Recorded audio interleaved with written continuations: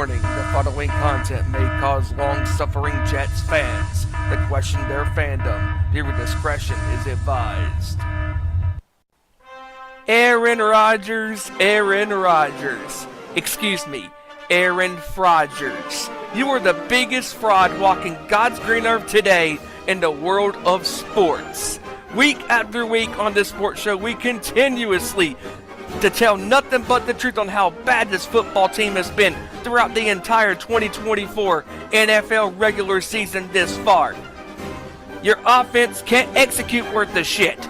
Your offensive line can't block worth said shit. And speaking of the drizzling shits, your defense is garbage, and your special team is even more garbage because Greg Zuerlein, Mr. Doinky Doink himself, continues to miss field goals left and right. You done messed up, Aaron! The media said before the season even started that, Aaron Rodgers, one of the greatest quarterbacks to play in the National Football League, a multi-MVP who won a Super Bowl. He is the only one that can stop Patrick Mahomes and the reigning, defending, two-time Super Bowl champions, the Kansas City Chiefs. Nope. That is a complete bullshit. Because Aaron Rodgers, week after week, gets what he wants, and karma bites him in the ass. Let's examine that, said karma. After that horrible, humiliating loss to the Buffalo Bills when Aaron Rodgers missed that pass to Mike Williams, afterwards, he blamed him, throwing him under the bus, saying, he ran the wrong route. He didn't take full responsibility for his screw-up. Then the next day, on Tuesday, after the Monday night disaster against the Bills, you fire Robert Saleh, blaming him. He's the problem for your losing streak. And then you bring in Devontae Adams. What has he done for this team? Not a damn thing. Your press conferences are laughable. This team is laughable. You're the first team in NFL history to score over 20 points and not turn the ball over, and you lose the damn game. There are 3 guarantees in life: death, taxes, and same old Jets. You know what? At this point, delete the franchise. Contract the fucking franchise. This right here, ladies and gentlemen, is the greatest circus taking place this year in the National Football League's regular season. It is truly a beautiful day in the neighborhood. Won't you be my loser, Mr. Rodgers? The Jets, Jets, suck. Get the fuck out of here!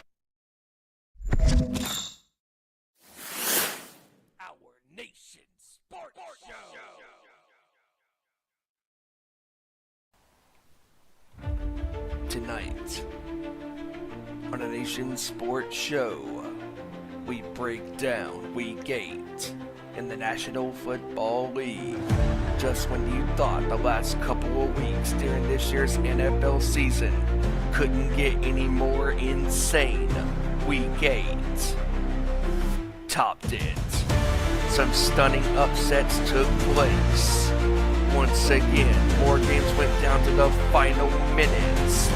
And the biggest takeaway from Week 8, a Hail Mary that will stand the test of time for generations to come, that will leave your jaw hitting the floor. We also bring to you our Week 9 prediction battles, plus the latest breaking news in the NBA, and our thoughts on the World Series so far between the Yankees and the Dodgers. The Dodgers are one victory away from their 8th World Series. It's showtime. Turn here. Turn here. Turn here. Turn here.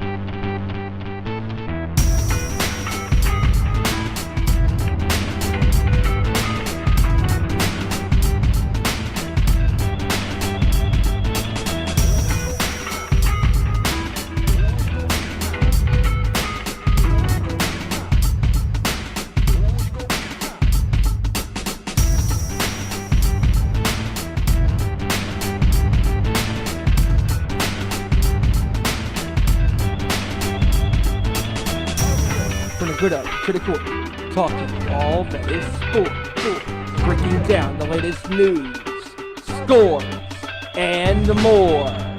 Welcome to our Nation Sports Show.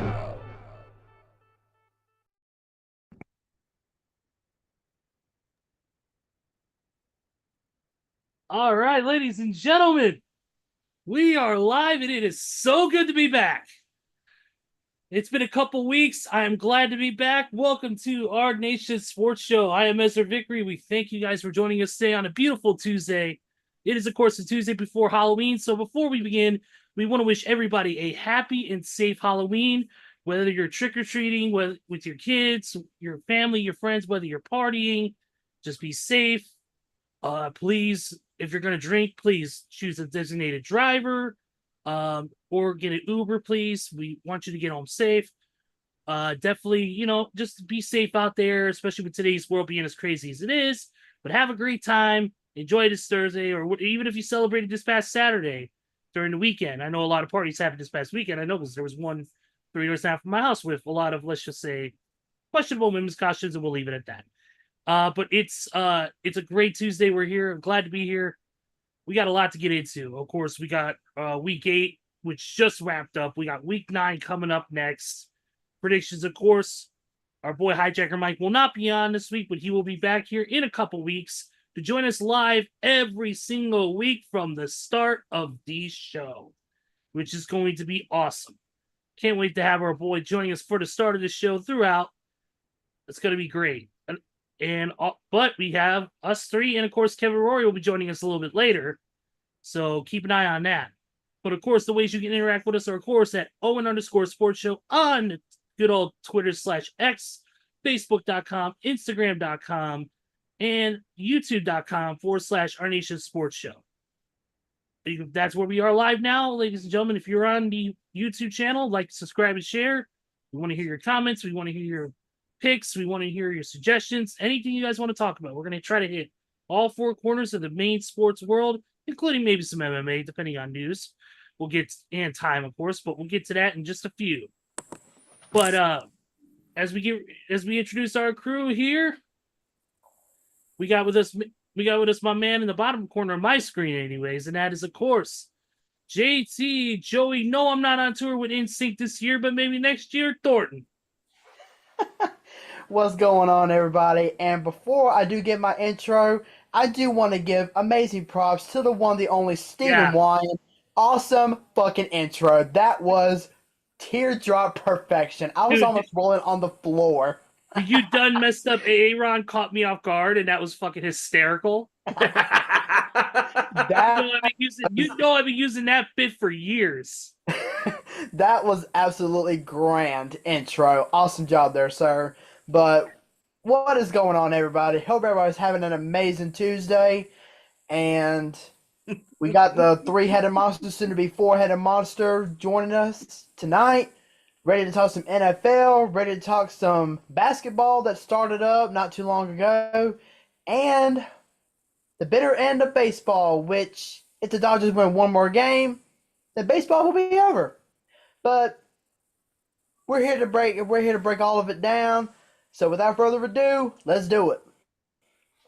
Oh man, it's gonna be great. Cannot wait. And of course, the patriarch of this show. Without him, this show would not be possible. It's my heavy metal brother, as I always say, from North Kakalaki, North Carolina. A man whose intros last longer than Dream Theater's Return Out song with Mike Portnoy. Ladies and gentlemen, please welcome Big Stevie Wyand. Well, I guess that proves I got too much time on my hands, because putting together that intro was a lot of fun. I mean, and just for those that don't know, last minute I was looking for a nice little soundbite to add onto that clip at the very end, and I thought about it. Let me find that George Carlin clip. Get the fuck out of here! And it just added to the clip even more. And when I found the clip and I found the exact timing of the clip, I just started dying. And I was like, okay, this is a nice cherry on the top. I mean, how could we not make fun of this Jets team? I mean, and props to Kevin Rory for having that name, the Jets, suck last week. because that right there was perfect to put in the intro and just, oh my God, just so much fun. But speaking of a lot of fun, we're gonna have a lot of fun talking about the NFL from Week 8 and the NBA, and there's some news that came down in the NBA, and like Joey said, we are literally one game away from the World Series already being over as the Dodgers have a complete stranglehold on the New York Yankees, up 3 games to none, and Game 4 kicks off in about the top of the hour, first pitch at 8 o'clock. And the Yankees, they're still in it, but they are barely hanging on. I mean, just crazy, crazy how this series is almost over. But with that said, let's do this, boys. Yes, sir. And couple housekeeping notes before we begin. I forgot to plug, of course, our sister show, The Nation's Corner, at The Nation's Corner on the YouTube and on the Instagram, and Nation's Corner everywhere else. They're live 7 p.m. Eastern, 4 p.m. Pacific on Saturdays. Sometimes early, depending on pay-per-view times. But they are usually on at that time, and they will be talking all things professional wrestling. So join the guys and gals. They talk as all things pro wrestling get discussed on that show. Of course, that's our good friends on that show, 7 p.m. Eastern, 4 p.m. Pacific every Saturday. And also Too Sweet Cosplay and Too Sweet Cosplay across all socials. We're planning one or two year-end events. Stick to our social media for more information as we finalize details.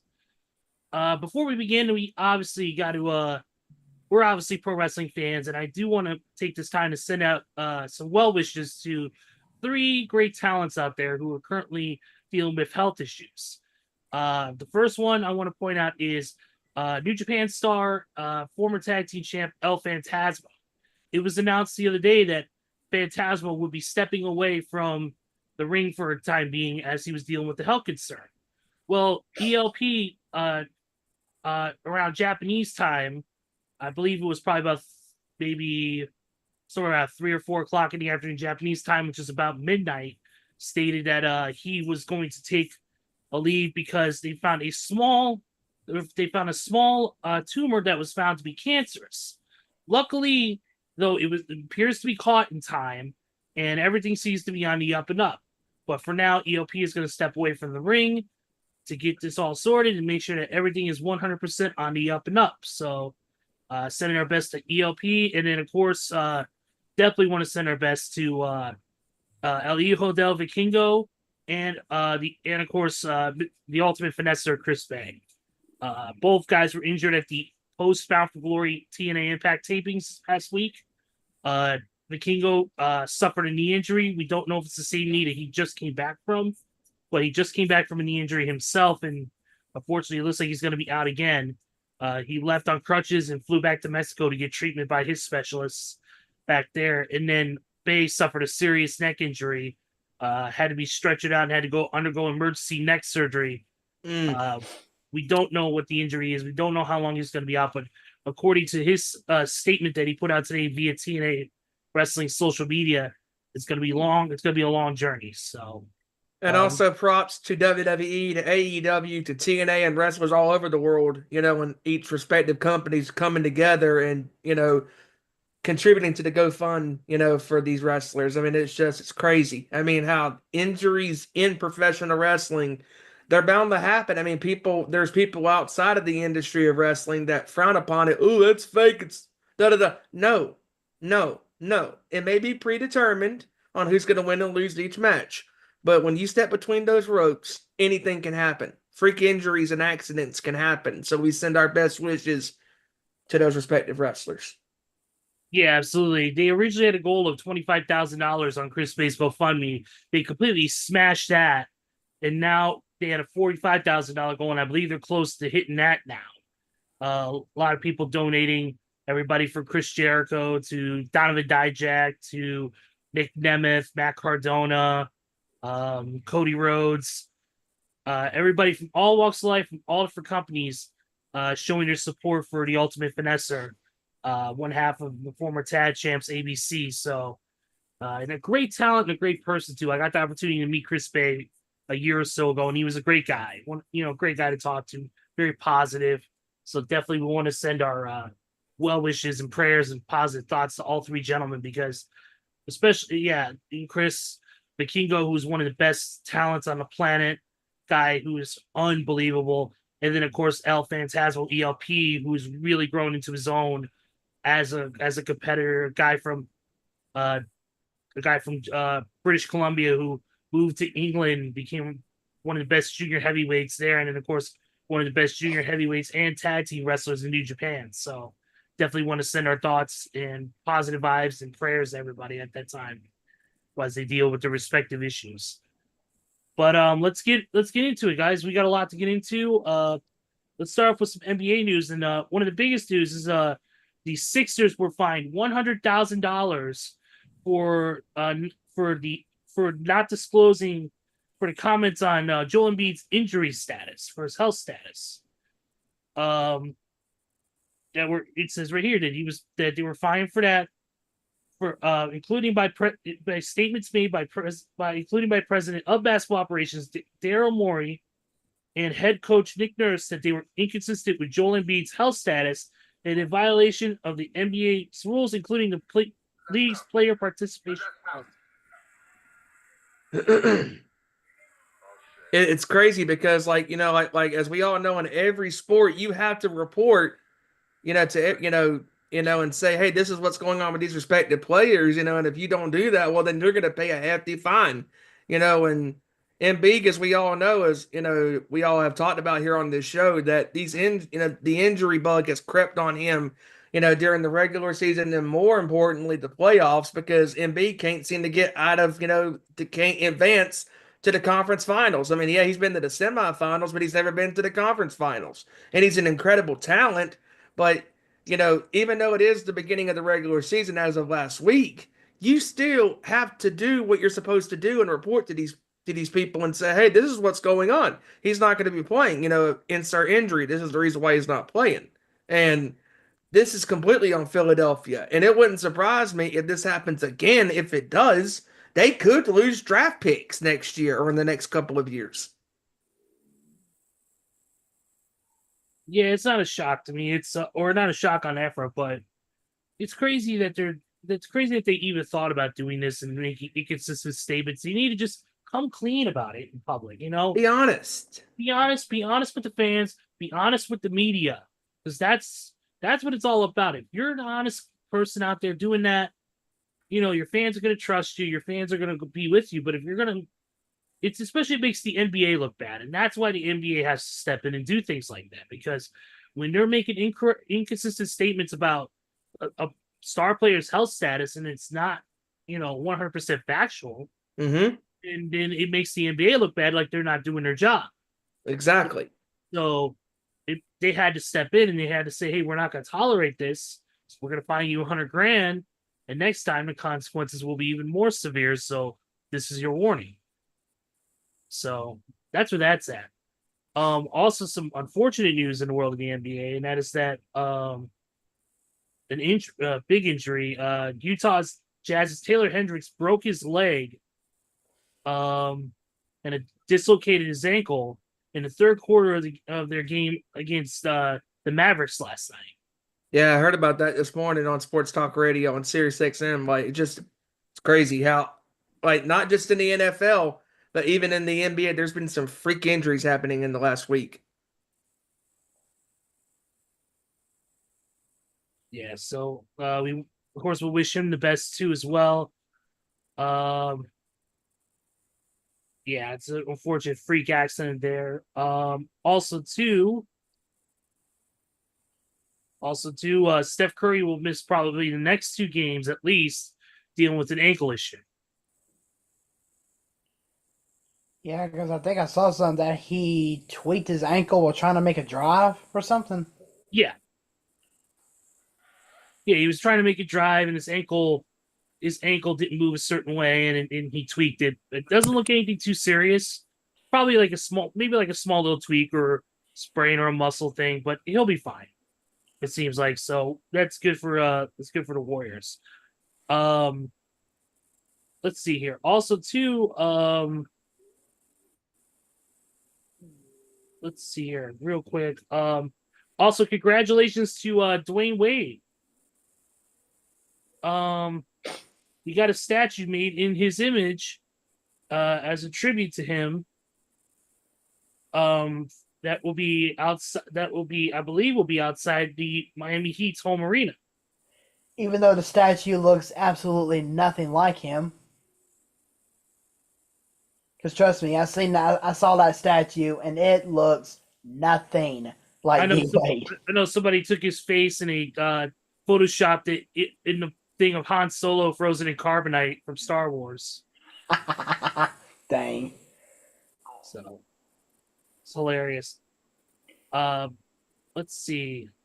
Let me check our new NBA insider because, of course, with the retirement of Adrian Wojnarowski, you have Sham Charania.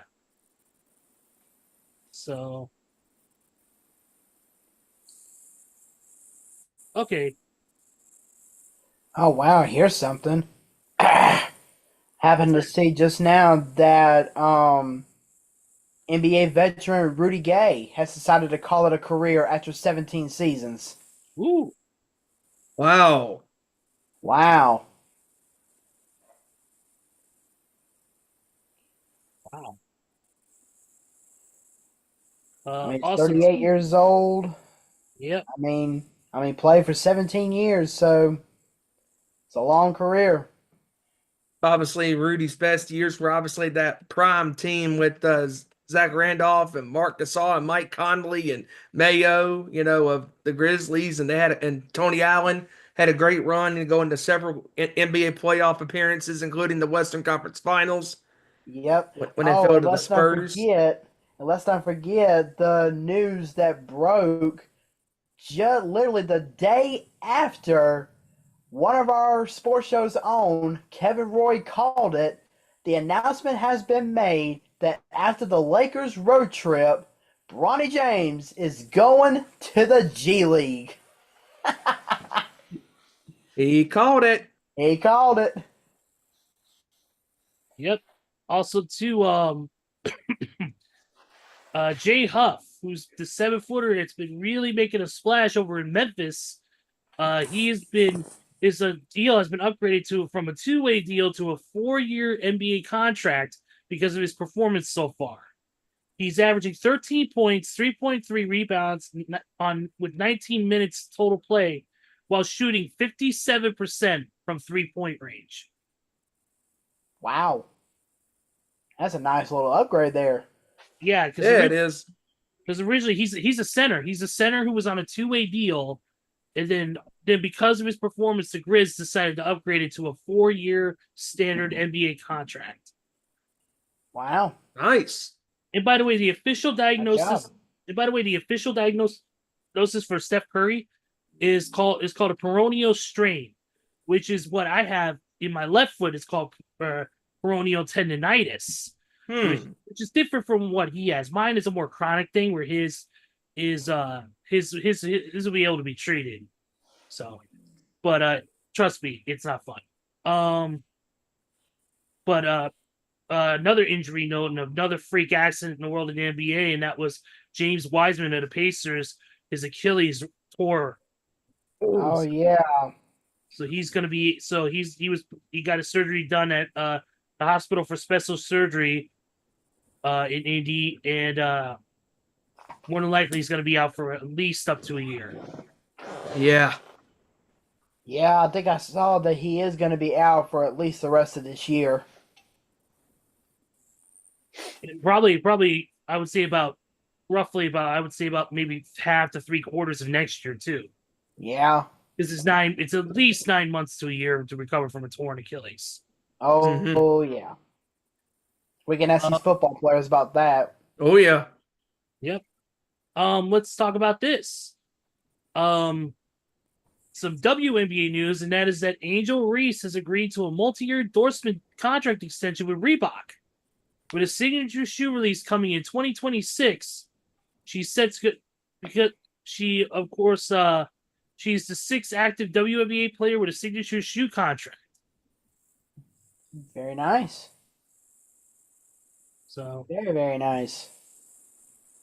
Yep. And also DeJounte Murray suffered a fractured left hand last week in a game against in a game against the I think it might have been I'm trying to read where it was. Oh, against the Bulls. Yeah, that's right. I remember seeing something about that. Yeah, he was going for a block on Zach LaVine, and he came down, and when he did, he was pointing at his hand. So yeah, unfortunately, his hand's fractured. He's going to be out for an undetermined amount of time. Mm. Also, news probably not really that surprising is that Kawhi Leonard will miss. Will be out indefinitely. They said that he will be missing weeks at the beginning of this season. Not surprised at all. I mean, this Not guy. surprised. The dude can't stay healthy to save his life. Nope. This guy is literally like Anthony Davis. Like, he has stayed on the sidelines so many times in the last several years. I mean, if he didn't have the success that he had with the Spurs winning a championship and winning a championship with Toronto in 2019, like, we would be looking at a guy that, yeah, he's a great athlete, but he's only great when he can stay healthy on the basketball court. Hey, maybe he could form a dynamic duo with Ben Simmons, since they both like to stay off the court a lot.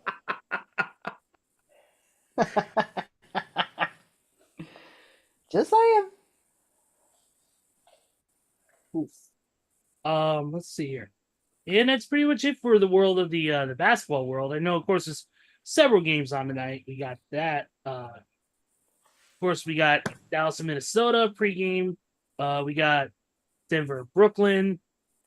We've got let's see here, the Kings and the Jazz, Pelicans and Golden State all tonight. Check your local listings for more information. Speaking of that, Chicago Sports Network, get your asses together and get on Xfinity. Tired of not being able to watch my Bulls play when they're not on when they're not on like ESPN or ABC or whatever. But let's see here. Let's go into the world of, let's talk about the World Series. And really, there's not much to talk about except the Dodgers are just kicking the Yankees' ass. Sorry, Neil. But I mean, let's be honest. Game 1 of this series has been the best game of the series. I mean, this had a great ebb and flow of the game. Yankees hitters making plays, Dodger hitters making plays. Nobody could seem to take, full control. And then Stanton hit that 2-run blast to go up 2-1. And then obviously this is where things got crazy. And the biggest head scratching moment, the first thing for me in this game came when Aaron Boone decides to take out Cole after throwing 88 pitches and giving up a run to tie the game. Yep. Why are you, benching Garrett Cole, who's had a damn good game, 88 pitches, has retired so many hitters at once in this game? He held Ohtani in check. He held Betts in check. He held, up until that point, Friedman in check. And it's like Boone panicked. He panicked because Cole gave up a run. I mean, that's going to happen. At this point, it's like Neil and I were, and some of us were talking about this during the game. We were going, what the hell are you doing, Boone? Like, leave Cole in the game. He's having a great game. And as soon as he went to the bullpen, I knew they were done in this game. Because Boone a couple of times went to the bullpen the rest of the way, and it bit him. Bit him good. And the Yankees went back up. Like I said, they were down, what was like 1-0. Or no, they were down 2-1. And then that's when Stanton hit that 3-run or that 2-run homer to go up 3-2. And then that's when the shit hit the fan for New York. And what I really don't understand, and Joey, I was telling this to you on the phone, I don't understand, and also I was telling this to Neil, we were both going, what the fuck are you doing? Like, the biggest head-scratching moment of this game was at the bottom of the 10th inning. You have 2 strikeouts. You are 1 freaking out away from winning this game and stealing home field advantage or home ballpark advantage, in the World Series and grabbing a 1-0 lead in this series. But what did you do? No, how about no? Let's put in a pitcher who has not pitched an inning since September the 8th. That's a great idea, Boone. And oh, by the way, You then decide to walk Mookie Betts, loaded up the bases, and then one pitch later, no, by the way, it was a dumb pitch, right down the middle. And Freeman hits a grand slam. Boom! One swing later, and the game is over 6-3 Dodgers. You had every opportunity to win this game, and you overthought the game, Boone. I don't get these managers in baseball, and I sound like a broken record, when it comes to baseball. I don't understand these managers that overanalyze and overthink the game of Major League Baseball. If the starting pitcher is playing 8, possibly 9 innings, that's okay. Who cares if his arm is worn out? If he's a pro and he can handle playing the entire game, he'll find a way to get through the game. With the timeouts and all that type of stuff, and the innings ending and all that type of stuff. It drives me crazy. And then in game 2, the bats didn't show up hardly at all until later on in the game. And they were threatened towards the end of the game, had a chance to win with a grand slam, but they struck out. And then last night, you go home. Game 3, first home game in the World Series since 2009. And what did you do? You shit the bed in front of the entire state of New York, in front of your fans who have been dying for a World Series appearance in 15 years. You should be ashamed of yourself for not even showing up. And that home running in the 9th inning meant nothing. I mean, literally, all that home run did was give New York just a teensy bit of life that they had left. That's all it did. Absolutely. And if you're going into tonight, Joey, you have to treat this a quote unquote bullpen game, end quote. You have to treat this game, hey, we have to win tonight. We cannot afford to show up in front of our fans and die. We have to go out there and play like it's a game 7. If they win tonight, okay, you have a glimpse of hope. Then you have to win game 5. Because if they win tonight, Cole's pitching game 5. And if I'm Boone, I don't give a damn. I'm keeping Cole in the rest of the game. Because the minute he has gone to the bullpen, it has bitten him where the sun doesn't shine. And saying sometimes teams can win even though they have a bullpen game.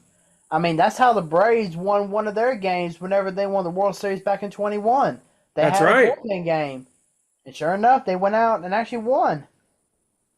So, and the big thing for me when it comes to this series, Aaron Judge has not shown up. And however, to counteract that, neither has Ohtani. But the one benefit that Ohtani has is that the rest of his team, the pitching, the bullpen, and the rest of his hitters have picked him up when he has struggled. Yeah, he's had his moments where he's got on base and had some nice hits and all of that type of stuff. But other than that, he hasn't even homered.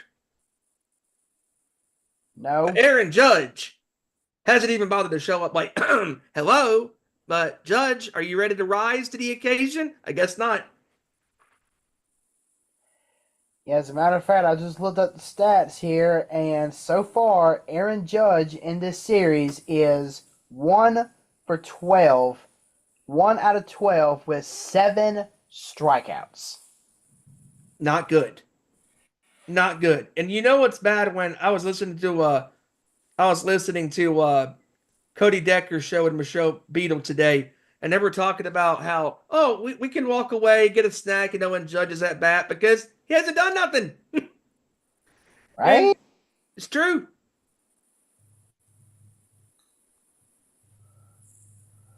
And I mean, Freddie Freeman, he's smacking the skin off the ball right now.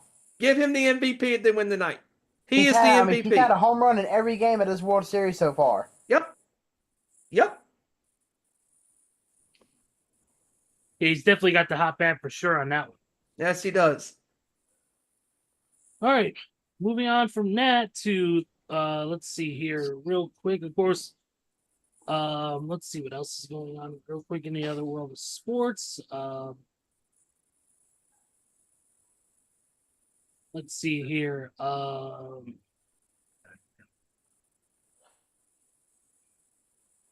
the Yankees have announced the lineup change for tonight's game too. Oh yeah. Yeah, they're gonna have Aaron Judge going from third to leadoff.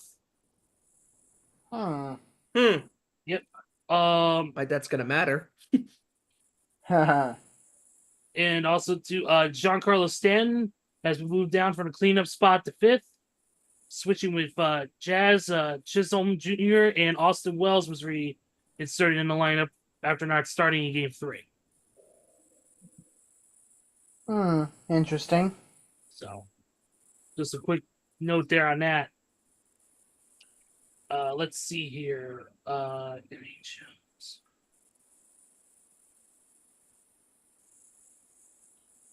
It'll be interesting to see what happens tonight because it's like Boone's panicking now yet again, and he's moving people around, moving pieces around the team's puzzle and trying to solve the problems of the Dodgers. I mean, just face facts, Boone, that, Dave Roberts has outmanaged you this entire World Series. Yep, absolutely. Okay, moving on to NFL coverage. Let's go ahead and get going on that. There's a lot to get into. And let's start off with a few news notes that broke over the past, 24 hours. So, one of the biggest ones is the Indianapolis Colts have announced that they are benching Anthony Richardson and bringing in the veteran Joe Flacco. Serves him right. Serves him right. Because taking himself out of the game, claiming that he was tired, that ain't no excuse. It's professional. It's professional football. You're supposed to give it your all out there. Pulling yourself out of the game because you're tired. Oh, well, I'm sorry, Mr. Richardson. Do you want us to give you a blanket and a baby bottle? Because that's what you freaking deserve. Anthony Richardson, Grow a pair before you get back out there on that field. for If you one, ever, that is. Richardson cannot stay healthy to save his life. Number two, if you are a professional athlete in the world of sports, no matter what sport it is, if you truly want something out of life, you got to go and grab it by the horns. Exactly. Nobody's gonna hand you a championship. Nobody's gonna hand you a divisional title. Nobody's gonna hand you a conference championship title. You have to want it. You know what? Past quarterbacks that came before this organization, the great Peyton Manning, Andrew Luck comes to mind, and even Jacoby Brissett, when he's been there. These guys actually gave a shit, and Gardner Minshew almost led this team to the playoffs a year ago when Richardson couldn't stay healthy to save his damn life. You mean to tell me that this guy was drafted number 4 overall a couple of years ago? Please. Please. This is idiotic. Oh my God. Like, I don't care how tired you are. If you want something bad enough, you'll practice. You scratch. You claw. You work at your craft to get better night in, day out, etc., etc. What a crock of crap. Tell me about it. Jesus Christ, man. Awful. Just awful. You know what? I would bench his ass the rest of the season. I would too. I would too. Or better yet, here's what I would do.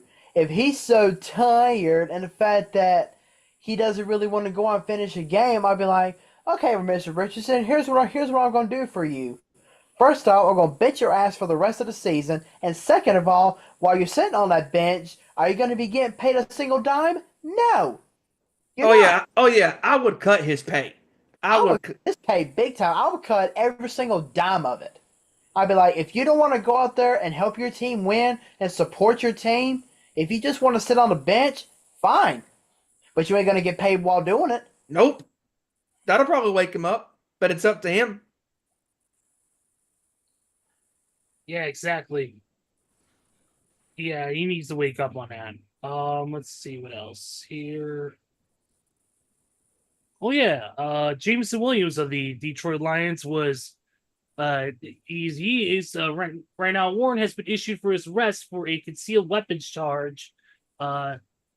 only because there was an investigation into why he was not taken into custody for that concealed weapon. Jeez. So, but his attorneys have said that they have been cooperating since the initial investigation by the police, and will continue to do so. So, Jameson Williams, even though there is a warrant, I'm sure he'll turn himself in, turn his weapon in, and everything will be all peachy keen on it.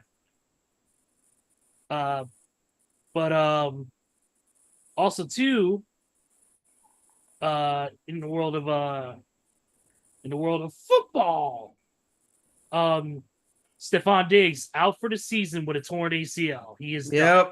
Yep. Yeesh. Awful. These injuries continue to mount up. Yep. Let's see here. The Panthers have agreed to a trade with the Ravens. The Panthers are saying goodbye to wide receiver Deontay Johnson, who will be going to Baltimore. How funny is that? Because he gets to play against the Pittsburgh Steelers. Yep, and how funny is that? Because Deontay Johnson, believe it or not, was the lead receiver for Carolina up to this point. Way to go, David Tepper, you clown. Yeah, Steven, you might want to play that circus theme again for David Tepper. Right?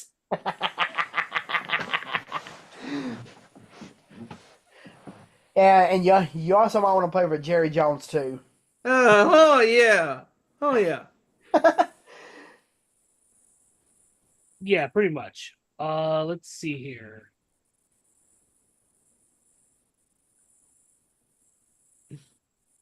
Of course, want to send our condolences to 49ers cornerback Charvarius Ward, who lost his 1-year-old daughter.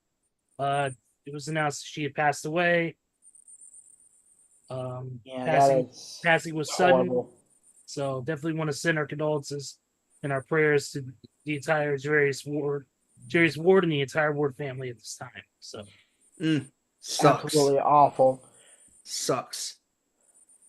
Absolutely awful.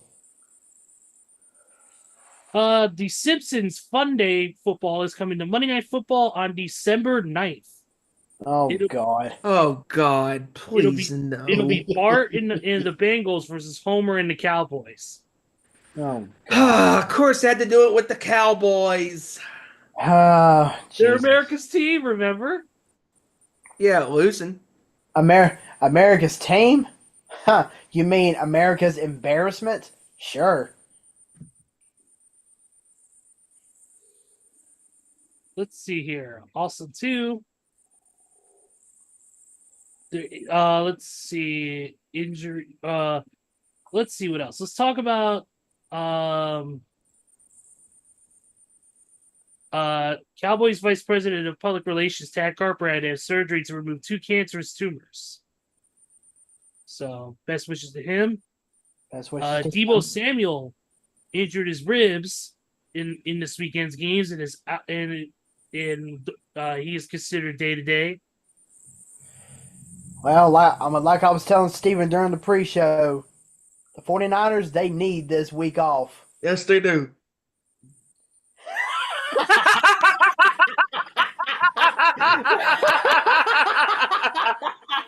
Once again, Kevin Roy with the amazing names.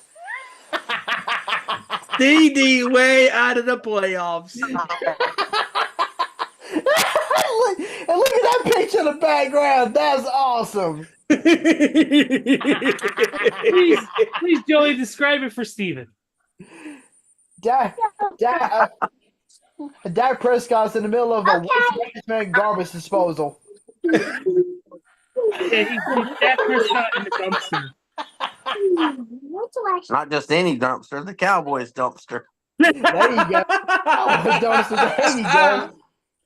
Hey, hang on a second. You think we can make room for Jerry Jones in that dumpster? Nah, he's got to be taken out to the whole damn recycling yard. You got yourself a young crazy absent-minded guy and an old senile crazy absent-minded guy You might as well reenact fucking Cactus Jack and Chainsaw Charlie versus the New Age Outlaws from Oh Jesus! Mania dumpster match. Ah, I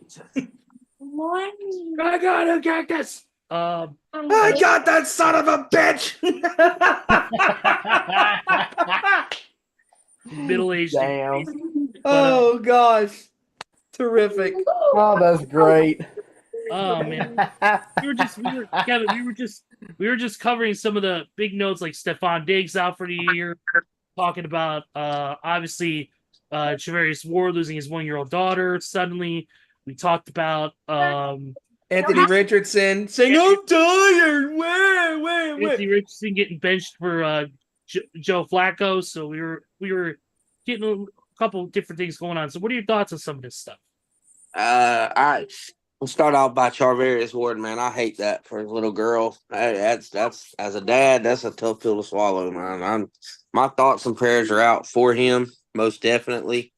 I hate it. It made my heart drop in my stomach reading it. But are you coming out of the game for crying about you're tired? Oh my dear Jesus! Everybody's tired. Get over it. For But, real. yeah, I was wondering, this is the most Anthony Richardson stat line I've ever seen. 2 of 15 for 85 yards. I've never seen a quarterback throw 15 passes and only complete 2. Not even Dak Prescott. So, yeah. Yeah.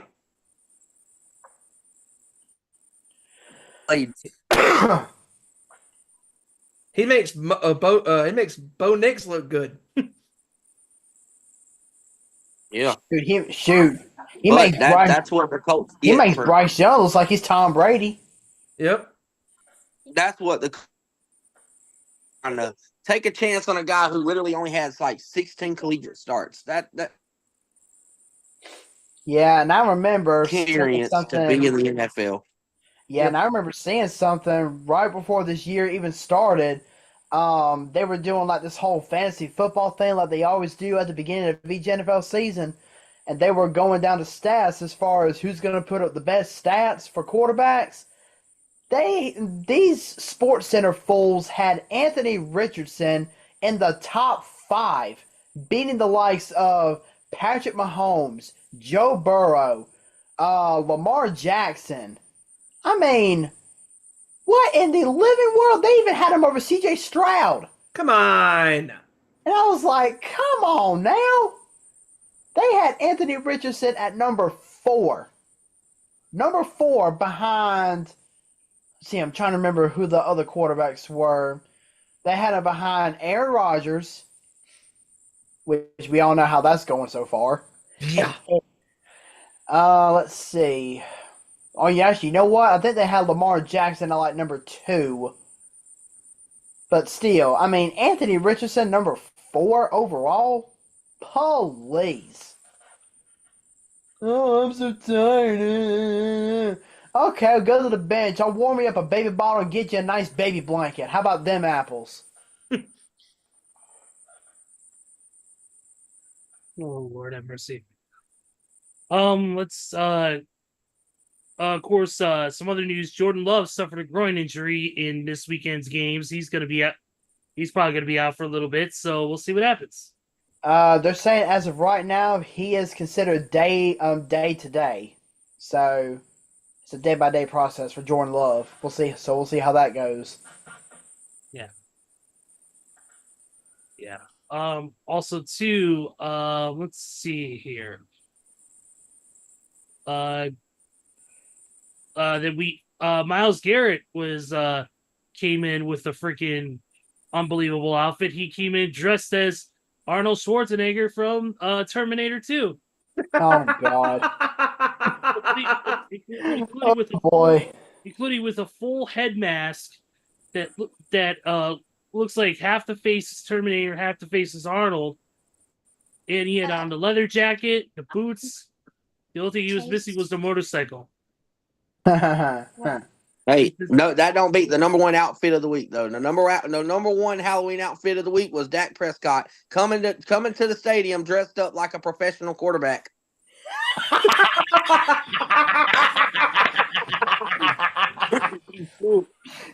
Oh, funny, funny. I was gonna say it should be a tie between Dak Prescott and Aaron Rodgers, both coming to the stadium just like professional quarterbacks.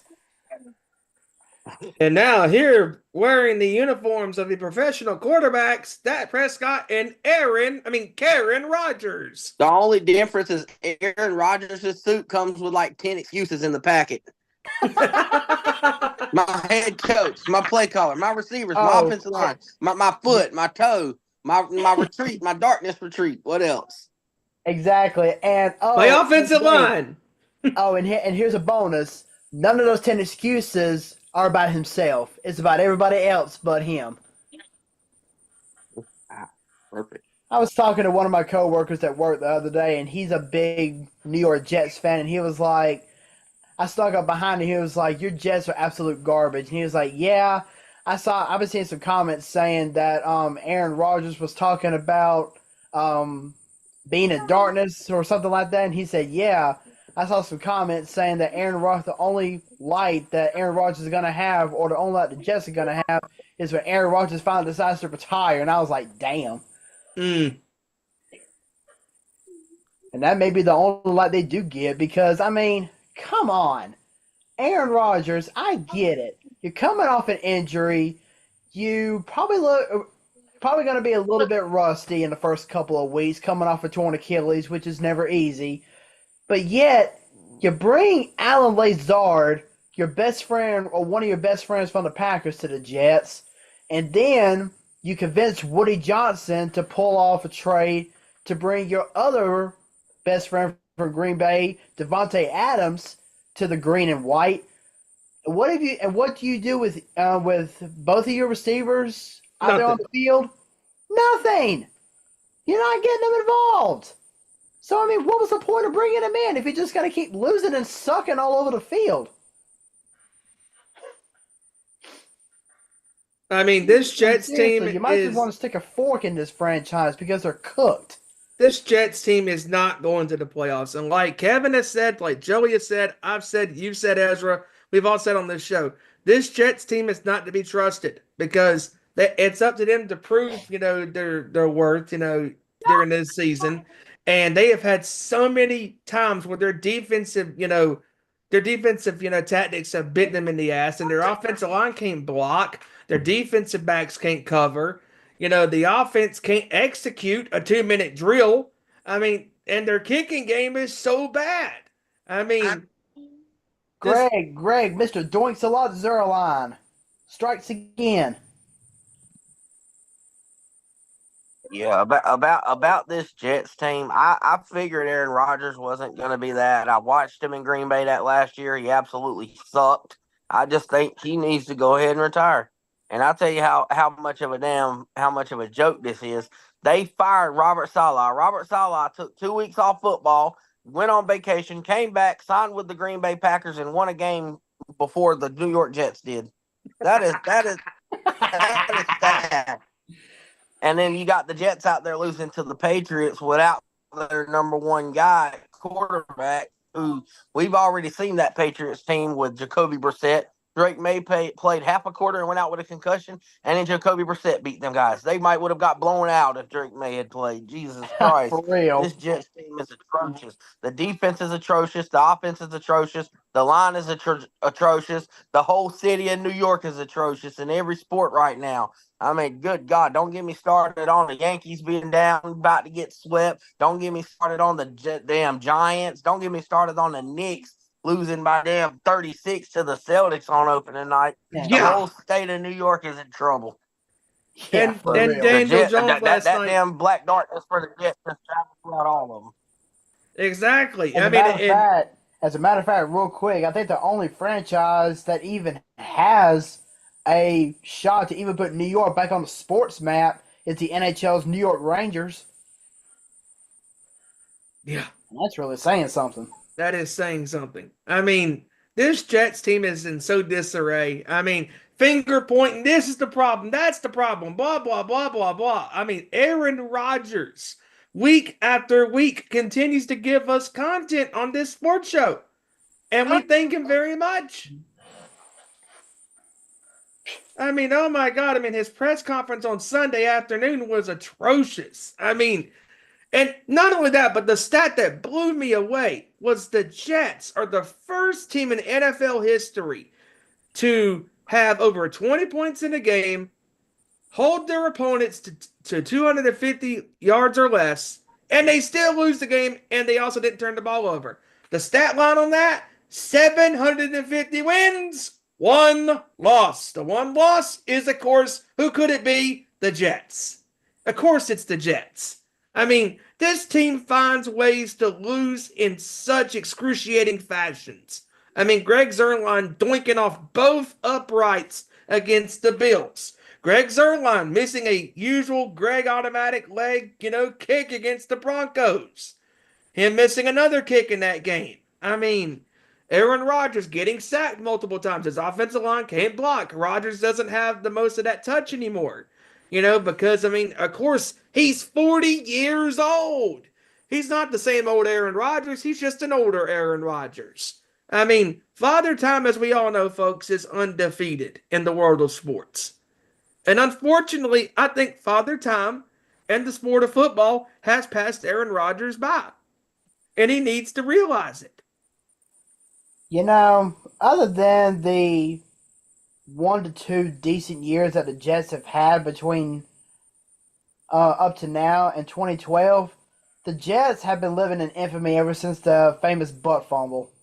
They are the literal walking, talking, existing butt fumble since Thanksgiving 2012 against the Patriots. Seriously. Oh my God. It's terrible. Well, let's see here. There are 2 things we could do right now, guys. We could either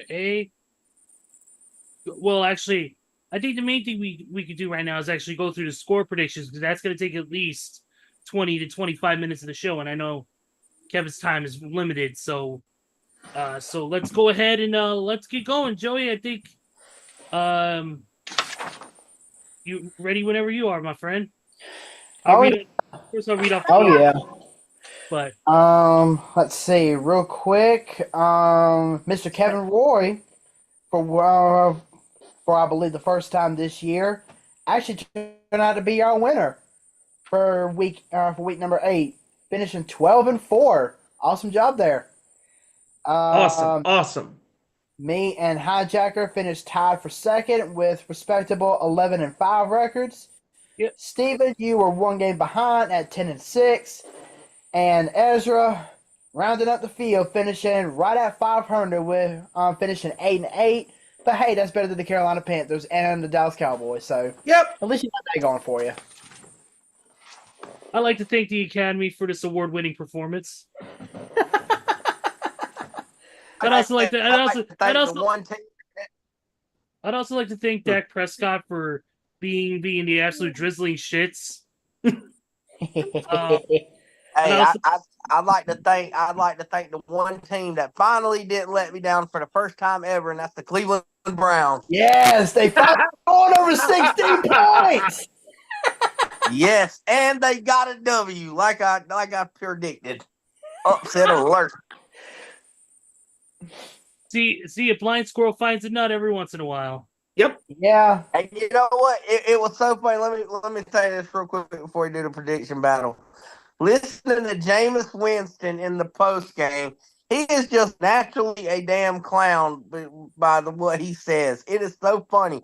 He was sitting there. He literally quoted Eminem after the post game, which I thought was funny as hell. He's like, let me tell you something. There's a white boy in Detroit that said, hey, you only get one shot, one opportunity. Well, I said, oh my God, he's about to start singing Lose Yourself. Jameis, get off the stage. Go back to the locker room. I said, no, dear God. He's just naturally a funny guy, man. Jeez. Yeah. Let's see here. Also, too, I kind of want to get to the scores, too, because I definitely don't want to talk about how the Bears fucked up that last play against fucking Commanders. Which, we got to at some point. By the way, that player who was standing out there fucking celebrating during that Hail Mary. Tyreek Stevenson! Idiot! He needs to be fucking benched for 2 games. I don't give a Yep, fuck. Tyreek Stevenson. He He needs was to be way too busy taunting our fans, saying, "Oh yeah, this is our time. Y'all ain't gonna get this. We gonna win this game." Yada yada yada. And then he goes up, tips the pass upward when he should have knocked it down, and the ball lands right in the hands of Noah Brown. Woohoo! And for those that haven't heard the radio call from the Commanders, it is gold. Absolutely gold, especially London Fletcher. Hail Mary, hell yes. Yes,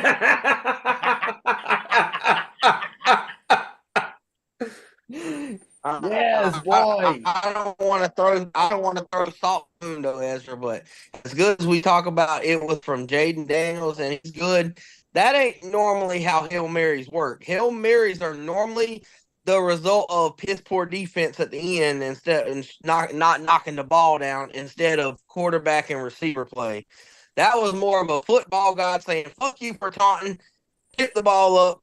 There's the touchdown. So, Yep, exactly. That was Yeah. more of a disaster of a defensive stand. Knock the damn ball down. Exactly. But yes, that Hail Mary, no doubt, is going to be the play of the year. Yep. No doubt. Yep. Yeah, how about no?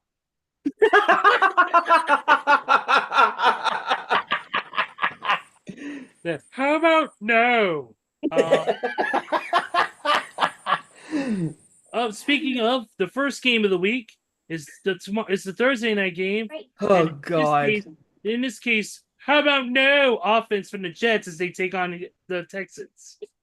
I'll go ahead and get things started off with Hijacker's score.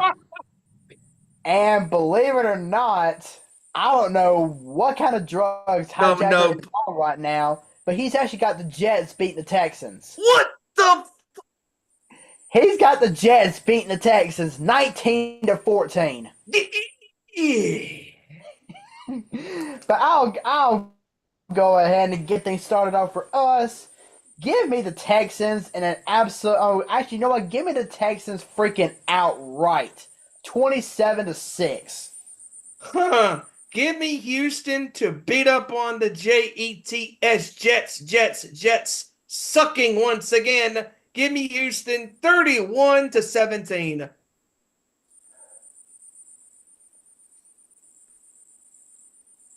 Kev, you're on mute. Yeah, give me Houston 33-4. 33-4? Dude, Kevin was Two more. safeties. Oh God. Damn. Dude, Kevin was more quiet than the Cowboys play-by-play whenever they play a game. Oof. Oof. Okay, here we I was go. more quiet than their whole entire fan base after Sunday night. Oof. 33-4. Wow. Give me give me the Texans in that one. Give me the 34-20. Oh, speaking of, real quick, thank you to New Orleans for giving us a safety. Yes. Yes, I was loving that 3-2 score for the whole about first half. Yes. Yes. All right, next. Wait, Ed, you gave your score, right? Yeah, I said 34-20. Okay, cool. 34-20 Dallas. Or I mean Houston. Houston, yeah. Speaking of Dallas, right. speaking of the Dallas Oh, dear Cowboys, God. they play in this next year against going to the ATL to fight the Dirty Birds, the Falcons. And just like the Right. Cowboys have a shit ton problems at running the ball, they're gonna have problems running against the Falcons defense or offense again with their defense. I'm gonna go on and start things off with Hijacker's score, and seriously, Hijacker needs to go get drug tested. He's picking the Cowboys. He's picking the Cowboys over the Falcons, 23-13. Give me the Falcons. Give me the Falcons in this one, 27-21.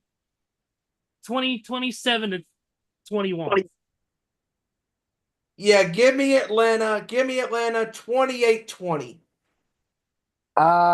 Give me the Falcons. You know what? I'm actually feeling kind of odd in this one. You Give me usually the are. Falcons 32-18. Huh. Okay. Yeah, I'm actually gonna go against the grain. I'm gonna pick Dallas. Don't get too happy, Cowboy fans, because I'm about to rag you after this segment before I get off about what you did Sunday night. I don't think I let you off the hook. I'm gonna pick Dallas for the simple fact that their next 4 games are so brutal. Atlanta's probably their bestest chance to win a game on the road where they're better. And Kirk Cousins probably is the one player who can get worse than Dak Prescott when it's time to. So I think Dak Prescott's going to sneak out a win on this one in trash versus trash. Give me the Cowboys 23-20. Okay. Okay. All right.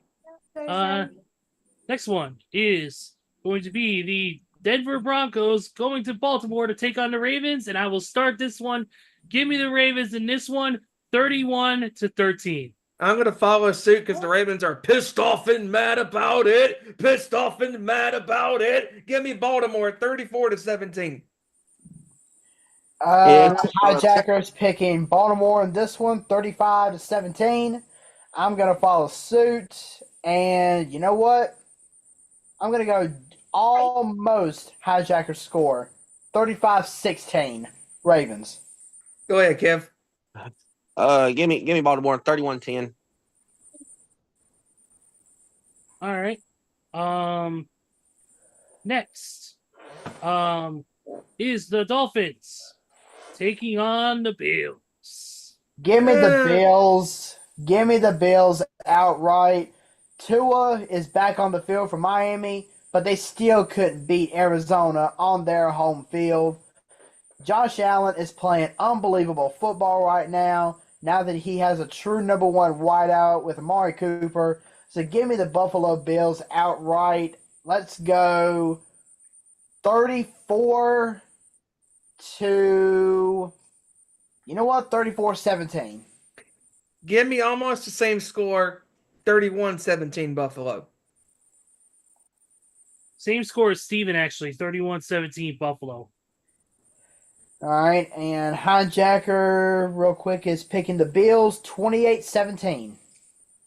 Yeah, I got a little closer. I think Dolphins offense looks a lot better with Tua back, but I think the Bills, just like we said in the past, the Bills just own the Dolphins. The Dolphins, it's just like that's one team that the Dolphins can't beat. I think it's going to be a close one, though. I think it's going to be a relatively shootout. Give me 31-27, Bills. Whoa. Okay. And I mean, yeah, that is a solid point because Buffalo has won 5 in a row against Miami and 12 out of the last 13. And like Kevin has said, division games are pretty hard to predict sometimes. Yeah. Absolutely.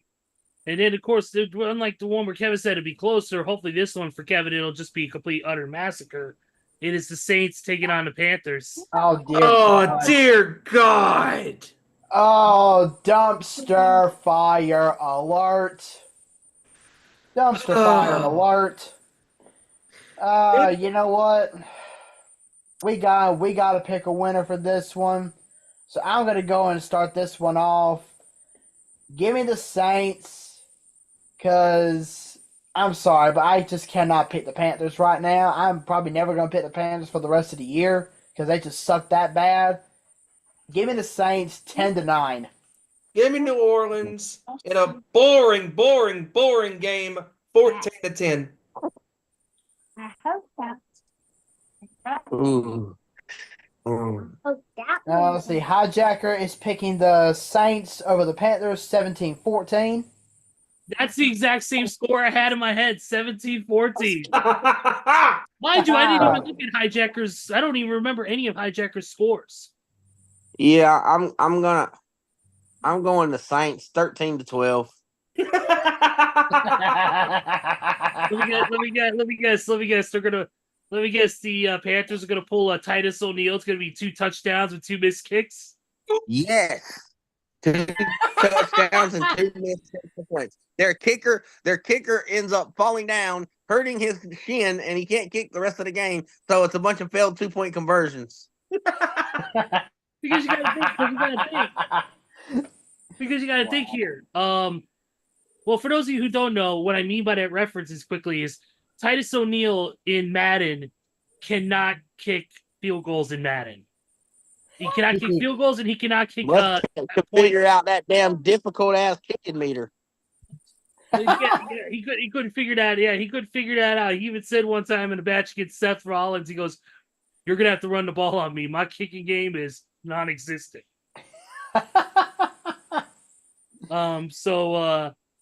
But yeah. All right. Next one is the Raiders going to the jungle to take on the Bengals. All right, I'm going to go in and do Hijackers and then my score. Hijacker is picking the Bengals over the Raiders 21-16.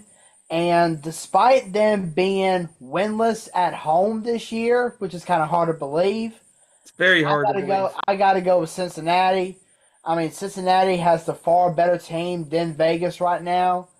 And if I'm Antonio Pierce, I'm shaking my head going, where did I go wrong? Give me the Bengals in this one. I'm going to go... You know what? I'm feeling kind of weird on this one again. Bengals 25, Raiders 15. Give me Cincinnati to get the first win at home. Give me Cincy 28-16.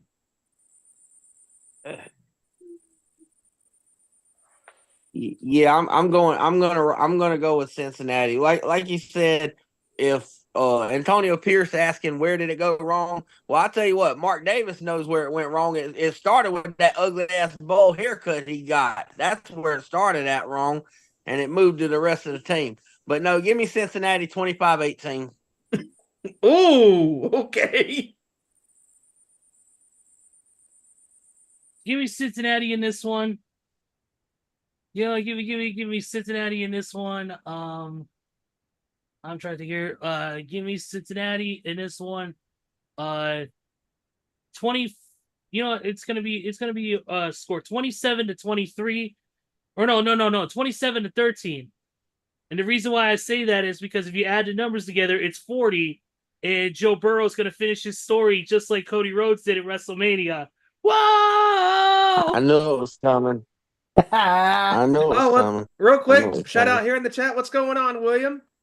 What's going on, William? How you doing tonight, sir? Yes, how's Randy recovery? At the fact that his old buddy TB12 is owning the Raiders' mind, body, and soul. And also to add here, William is participating here in the chat with his pick. Here. Go ahead and run them down real quick. He's got the Texans 27-7.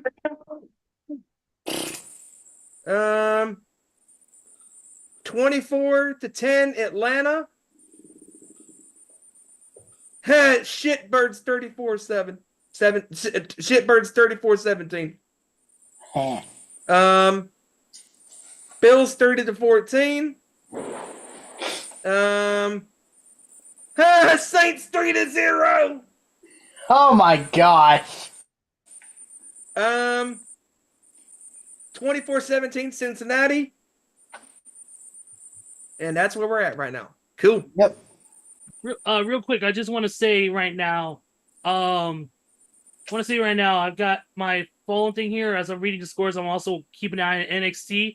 Awesome casket match between Tatum Paxley and Wendy Chu right now on NXT. Wendy Chu with the gear and makeup inspired by Sally from A Nightmare Before Christmas. Nice. Oh wow. And Tatum just won. Tatum just won after slamming Tatum Paxley through what looks like a child's bed, almost like slamming her right through it and threw her into the casket, shut the lid. So that's it for that. Moving on. So Tatum won or Wendy won? Tatum. Okay. And also, from what is rumored, Busted Open's very own Bully Ray is in the house. Nice. That's right. After bringing the fight to Ridge Holland and Ethan Page after the Devil's Playground match. Yep. For the NXT title. What I heard, he is in Orlando and he is set to throw out a possible challenge. We'll see. But let's get back to the game. Nice. we got the LA Chargers taking on the Cleveland Browns. Let's see. Hijacker is picking the Chargers over the Browns in this one, 30-21. And I'm actually going to follow suit because, yes, Cleveland was able to beat Lamar Jackson this past Sunday, but enjoy this win while you can, Cleveland, because it ain't going to last too much longer. Yeah. Give me the Chargers. You know what? I'm going to give Cleveland their kryptonite, 26-16. Give me the Chargers in a very odd game. Give me the Chargers 20-19. Oh, you actually have Cleveland over 16. I think the Chargers game is going to be a little bit closer. Give me the Chargers in this one, 24. Give it to me 24-18. Ooh. Yeah, give me the Chargers, and Cleveland goes back under 16. Give me the Chargers 20-15. I like it. I like it. Thank you, sir. All right. Joey's Washington Commanders are up next as they take on the New York Football Giants. Jesus Christmas. This is going to be a slaughtering. Give me the Commanders to beat up on the G-less men 34-6. 27. Hijacker is picking the Commanders over the Giants, 27-15. I, of course, am going to follow suit with my boys. Give me my Commanders. 37-7. Nice. This ain't gonna be no 21-18 field goal slugfest. Nope. Not a chance. Yeah, 27. Give me them 27-13. Commanders. 24-11 Commanders. 11. I love it. So let me guess, three field goals and a safety. I knew it. Yeah. Our obsession with safeties. We need help. Damn you, hijacker. How about this? Patriots taking on the Titans. Oh boy. Excuse me. They need to add a button to the alarm clock saying Patriots and Titans snooze. Patriots and Titans snooze. This is gonna be a snooze fest. But I don't feel happy about it. But even though they got their butts blasted by Detroit this past week, I'm gonna go with Tennessee in a boring snooze fest, 13-9.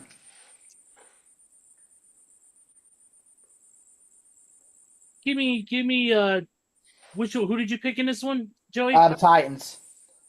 Yeah, I'm gonna have to follow suit. Give me the Titans in this one, 14-10. And Hijacker is picking the Titans as well, 28-10.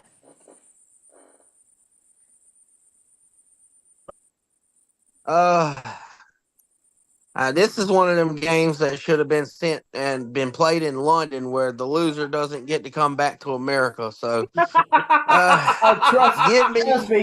me when I say that game is going to come next week. Yeah, give me the Patriots in this one. I trust Drake May more than anybody the Titans got. Give me the Patriots in a close one, 17-13. Okay. Yeah, I don't feel good about it. Give me the Patriots. The Titans are in such disarray. Give me the Patriots in a close one. All right, check this score out. Give me the Patriots 18-14. Huh. Okay. Not a possibility. Okay, 2 touchdowns and 2 safeties. Patriots, yeah. There you. Or it could be three touchdowns and 3 missed point afters. Thanks, Titus O'Neil. All right, next game. The Bears taking on the Cards in the high desert. Huh. You know what? Give me the Bears in this one. I think Caleb's gonna have a bounce back game. Give me the Bears in this one. 24 to 20. Let's see. Hijacker. He is picking the Cardinals over the Bears, 21-17. He's banned from the show. You know what? I'm actually gonna side with Ezra. I think this is gonna be Chicago's bounce back game. They put up a hell of a fight against my boys this past week. So this is definitely going to be the game that they need to get themselves back together. So give me the Bears in this one. I'm gonna go 27-20. Yeah, give me the Bears, but the same score as Hijacker, 21-17.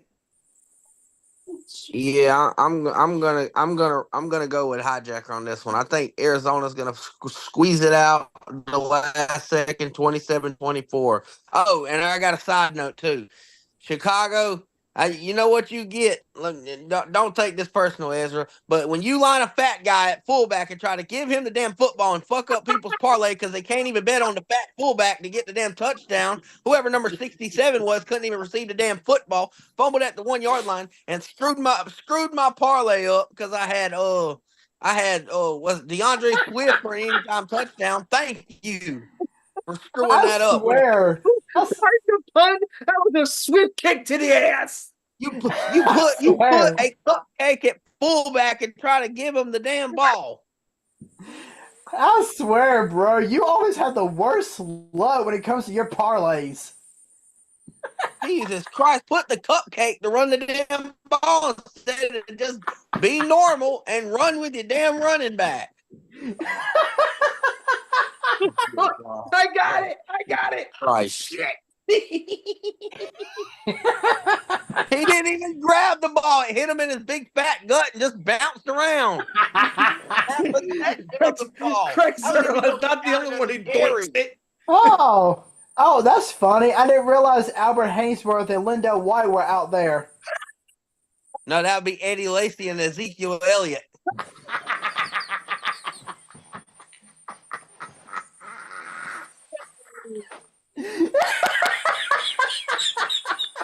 Y'all ever notice how Zeke used to do his infamous feed me celebration? Well, that's the problem. Someone fed him too much.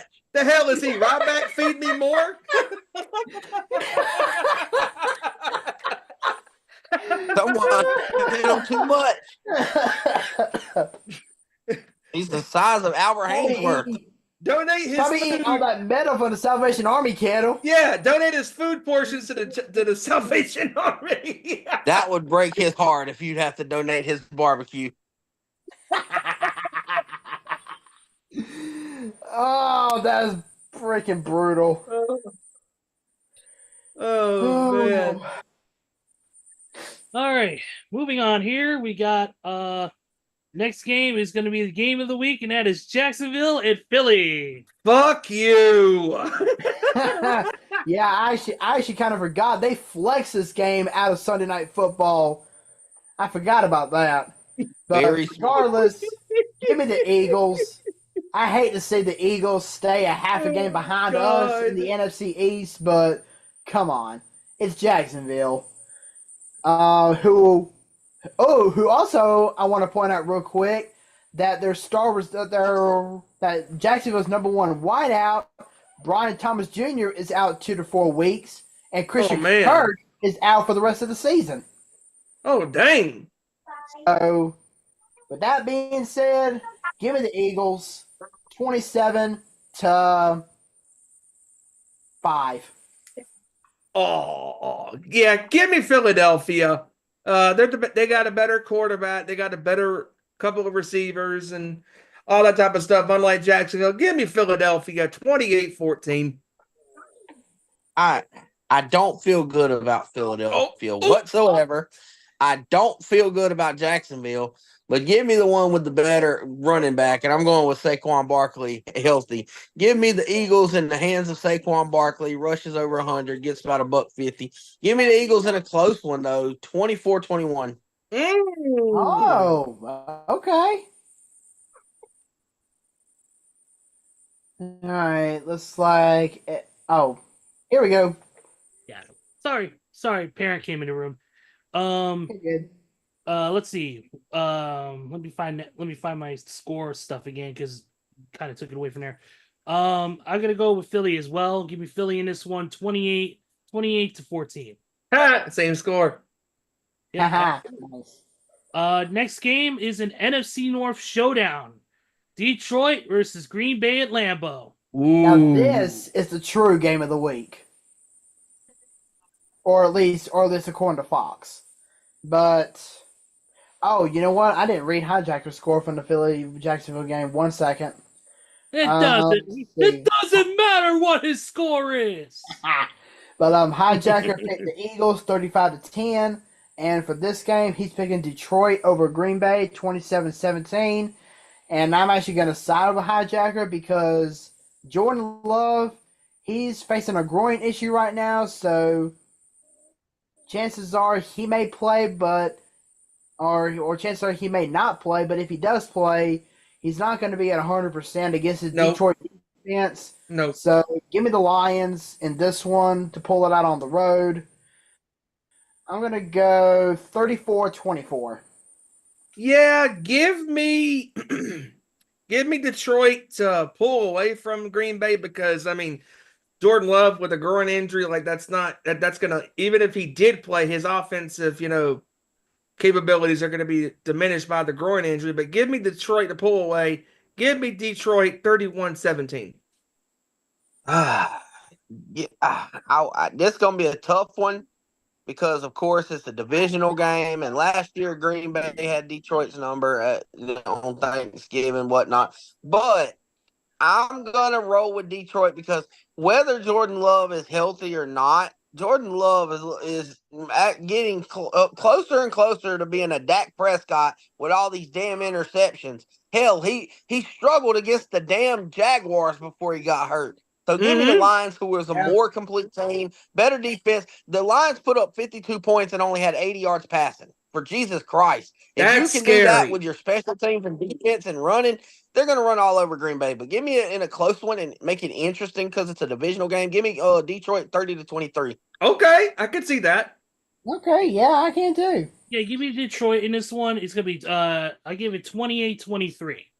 Mm. I can see Okay. that. Yep. Yep. Let's go to the next game. By the way, Bubba Ray Dudley, Bully Ray, is in the ring with Trick Williams right now. Nice. There you go. The Rams going to Seattle to take on the Seahawks. Now this is the trickiest game to me of the By the way, week. last afternoon game of the week. Okay, let's see. Hijacker is picking the Seahawks over the Rams 21-16. Honestly, I got to go with the Rams because now that Stafford has Cup and Nakua back on the field, that offense is really going to start putting up some good numbers once again. And I just can't trust this Seattle team right now. Same. I just can't trust them. So give me the Rams. I'm gonna go the Rams 28-17. Similar score. Give me the Rams to beat Seattle 27-17. All right. I'm gonna go against the grain. Seattle, I think, is gonna be desperate. They're trying to keep up with San Francisco and Arizona at the top at 4-4. I think Okay. Seattle lost their last 2 or 3. I think they're about to bounce back. And I think Kenneth Walker is able to do what every other team's been able to do, and that's run all over the Rams defense. So give me the Seahawks on the legs of Kenneth Walker and Charbonnet. Give me the Seahawks in a closest one, 30-22. Ooh, Ooh, check out that score. I like it. I like it. Give me Seattle in this one. I'm gonna go with Kevin.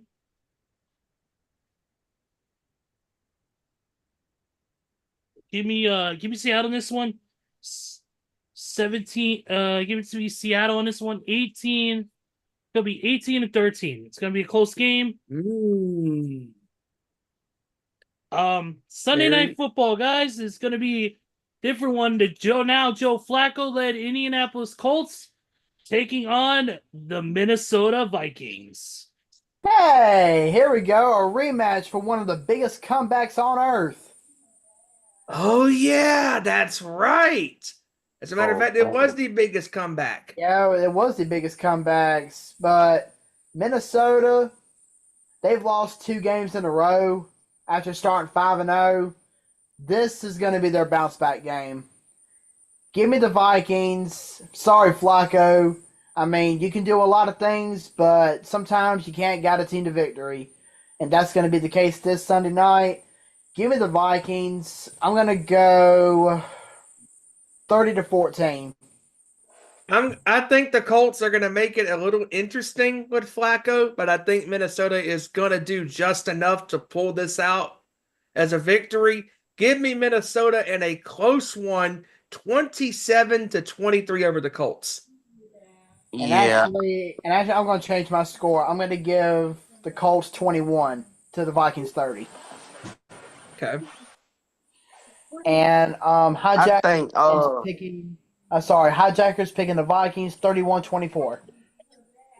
I don't even think it's going to be close. For one, let me say Anthony Richardson's going to miss the next 3 weeks due to being tired. So let's settle that. But no, I think Minnesota's pissed off. They got screwed Thursday night. They got royalty. Oh yeah, we didn't screwed mention about that. What the out of hell that was game. that? Like that was That's terrible. the worst call in the NFL this season. They could have easily came down there and tied it up, went to overtime, and won that game. But I guess the refs were on the Rams' payroll. What's new? But anyway, give me the Vikings. I think they take it out on the Colts. Give me the Vikings 28-10. Ooh, outright.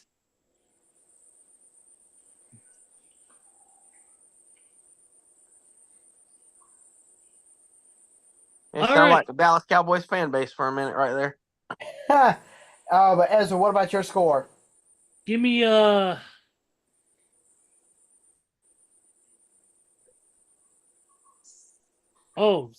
shit, sorry. Rob Van Dam is on NXT right now. Oh shit. He's backstage talking to Ava. But anyways, Oh, give wow. me this is gonna be a tough one, but give me who you guys pick? Minneapolis? The Vikings. Vikings. Yeah, give me the Vikings, man. Vikings have been kicking ass. They've had a few down slopes, but Vikings I think are gonna get on a roll again. Give me those Vikings in a very hard fought matchup with the Joe Flacco Colts. Give me that one. I'm gonna go with a score. You know what? Give me the score 30-24. Real quick, score update. Bottom of the first, Dodgers 2, Yankees nothing. Oh my God! Bottom of the first. Also, forgot to mention Freddie Freeman, another home run. Jesus. Oh That's my First God! player That's to hit the a fourth. home run in the first 4 World Series Just end the games. damn game. End it. We know who the MVP is. Gosh. We know who the World Series MVP Yeah, is.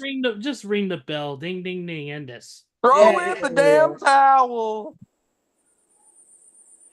All right, Monday Night Football. Let's close out Week 9, Yep, gents. with the Bucks going to Kansas City to take on the Chiefs. Hopefully, Taylor Swift's skinny little breadstick ass will not be there. Let's see. Hijacker is picking the Chiefs to stay undefeated, 24-13. And honestly, I know the Chiefs are gonna have to lose a game at some point. And if the Bucks had a more complete team on both offense and defense, I would have probably picked the Bucks to win this one.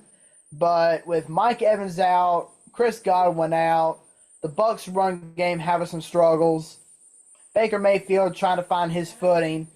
Give me the Chiefs to stay undefeated. I'm gonna go 27-13. You know what's funny? I have the Chiefs winning how they've always won this year, by the skin of their teeth. Give me the Chiefs 22-20. Wow. Huh.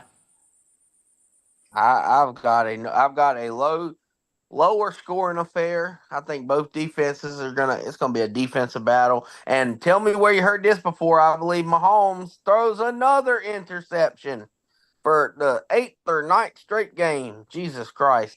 Give me the Chiefs in a close one though. I'm going 19-16. Oh.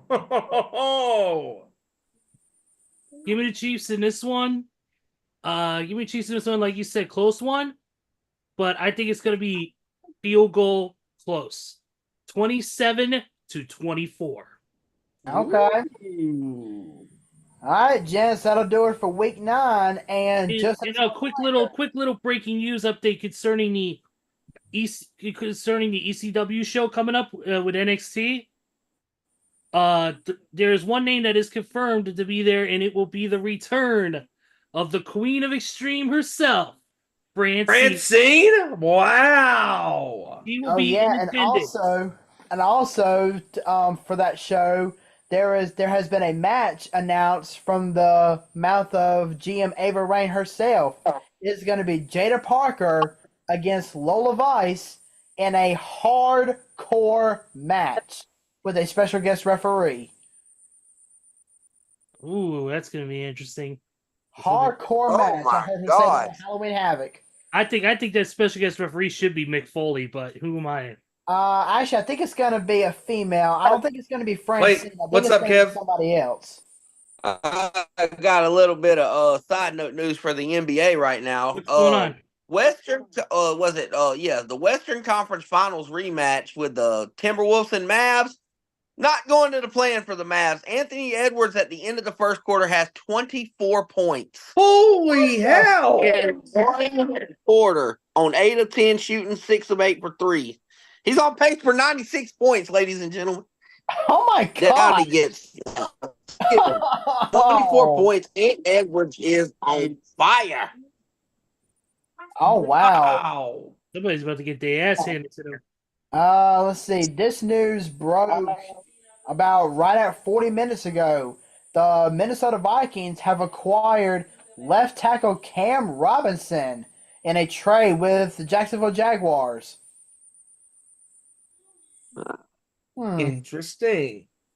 But yeah, also just want to point this out real quick that before we do our predictions for next week's games, I will be giving an overall update as to where we are standing right now. Well, none of us are standing. We're sitting right now, but that's a whole Still. And by the way, our predictions battle this week is brought to you by Old Onion Dome's Hotel and Casino. Peel away layers of stress in our spa or dip your privates in a steamy hot bowl of borscht. There you go. All right. I don't have anything else really to add to the show today, but I think we covered pretty much everything. You guys good? Got any notes? Yeah, I think I'm actually good. I think I'm good as well. All right. This is the one rare time where Kevin's actually here for a final thought because usually he's booking the fuck out of here. So, Kevin, give us your final thoughts, brother. And of course, thank you for joining us as always, my friend. Oh, yeah. Good being on here tonight. And it's a good week to not have to hear any Cowboys fans. That's all I'm going to say. Yep. But anyway, it was good being in tonight and good predicting the scores for next week. Weekly sports news with you guys. And hope everybody has a great one. As always. You too, Kev. You too, brother. All right, Kev. Peace out, bro. Peace, guys. Oh, hey, Kev. Yeah. I was going to say real quick, are you going to go to the Richmond-Scotland game Friday? I probably won't make it. I'll be at work late that day. I'll probably gotcha. be able to make it. Okay, gotcha. Yeah. I got you. Okay, guys. All right, Kev. Peace out, bro. Later, All right, dude. peace, y'all. Peace. There. All right, let's get Rory. Joey, final thoughts, brother. Once again, another great show with you guys. It was great having the four-headed monster back. Hate that we couldn't have Hijacker, but of course he'll be with us for a full show in a couple weeks or in a few weeks. Definitely looking forward to that. But yeah, like I just mentioned to Kevin, Friday night me and Steven are going to our old high school to watch our beloved Richmond Raiders take on the Fighting Scots from Scotland County. So definitely looking forward to going out and watching that game. Looking forward to some bro time with Steven. And other than that, peace out. Enjoy the rest of the baseball, even though it's probably going to end in just about a little over an hour and a half. Enjoy the basketball, enjoy the football, just enjoy sports in general. Peace out. All right, Steven, you know the drill, my friend. Yes, I do. A great job with you guys here tonight on the show. Covered a lot of things, and looking forward to next week as we have going to be officially hitting the halfway mark of the 24 season after this weekend's games. It's crazy how this season is going by already. Already, the first weekend in November is this weekend, and looking forward to coming on here again next week and talking about the Week 9 schedule and games and previewing Week 10 and all of that good stuff. And one thing is for sure, we will crown a World Series champion. More than likely, it will be the Dodgers. Again, bottom of the first, 2-0 Dodgers. Just end this series already.